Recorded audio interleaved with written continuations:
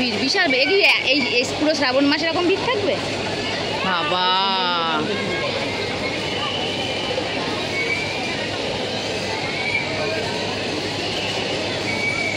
গঙ্গার কি স্রোত, আমরা যখন এসেছিলাম তখন পুরো কিছুই ছিল না। তাহলে কোন পাশে?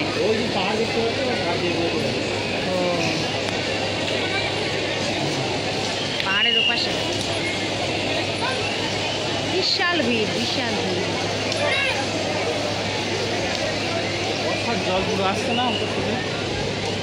শোনা প্যান পড়ো, ছি ছি ছি।